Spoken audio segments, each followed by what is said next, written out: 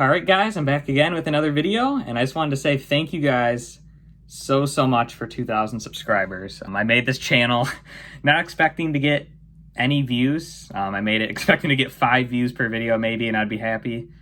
And it slowly was growing and growing and growing after the last few years, and I'm really thankful for you guys sticking with me here at these my terrible quality videos. But I appreciate you guys enjoying them and leaving your comments and subscribing and watching them and liking and all that stuff. And I, I've watched YouTube my whole life, and I just never thought that I would even get 100 subscribers or 10 subscribers. This is just crazy that I've made it to 2,000 this fast. It's just crazy to me. But today, for I guess the 2,000 subscriber celebration, I went back to some of my older videos and just picked out a couple questions that you guys have asked just randomly. I just kind of picked them out in no specific order.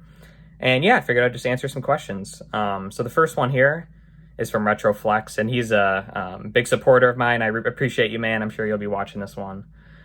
He said, hey, what's your overall thoughts on Sano CRTs and their quality? I use a Sano CRT to test all of my consoles that I sell online, and I really like it. And the few Sanos that I have had have surprised me. Technically, their build quality isn't that great, but they do the job, and they seem to be very reliable sets. I would consider them average. They're nothing special, but if you see one for free, definitely grab it. Next question is, nice pickups. Where do you sell your games, handhelds, etc.? So I sell everything that I don't want or that I already have or that I don't need. I sell everything on eBay. My eBay account's the same as my username, Games Electronics or Us. So you can look me up there.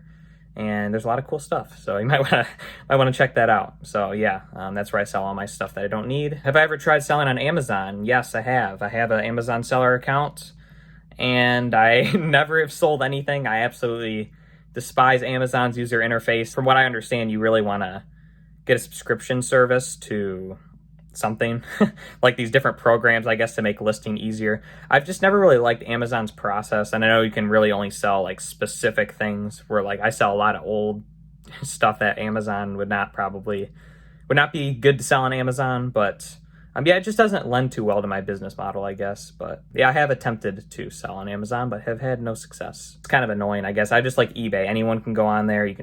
People can see exactly what they're buying, and it just, I don't know. But obviously you can get a premium for your items on Amazon, and you don't have to store everything in your house, which is really nice too if you do FBA. So yeah.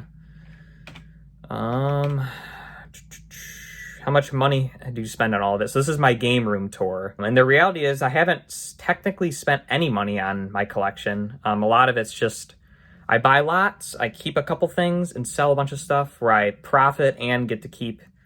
I'll make, let's just say I'll make 20 bucks on a lot, a small lot, and I'll keep, say, Metroid or whatever. And that's just how I've slowly built my collection over years and years and years. Are you a fan of Philips/Magnavox CRTs? Is another Retroflex comment. I don't really like them that much. I actually would prefer Sanyos to the Philips Magnavox. Philips on their own can be really good. Magnavox, I don't think they're very good at all in general. They're okay. Actually, that one in that video there is I kind of liked that one. I mean, that's the thing with CRTs. A lot of it depends on hours and where they were stored and just how they were kept. So it's hard to say exactly what's good and what's not. You kind of just have to try everything. I have a question for you. I have a cut cable. Okay, so as for cut cables on CRTs, it's very simple. What I do, especially if there's nothing left of the cable, you open up the TV and you just get a 2-prong power cord like that a PS2 would use or something like that. Cut off the end, strip the wires, and just solder them in place. It's pretty simple. Make sure you discharge the tube and be careful. But it's really not that hard. If you have any basic soldering skills, you should be able to do that. How long have you been collecting? And that's a hard one to say. I would say maybe around 8 years or so, if I had to guess, just off the top of my head. Yeah, I would say around 8 years I've been collecting. Do you have a Sony Watchmen? Yes, I do. I have a couple of them, and they're cool. I mean, it's just more of a collection thing. Obviously, it's not really a good thing to use, but yeah, I do own a couple of them. The shelves.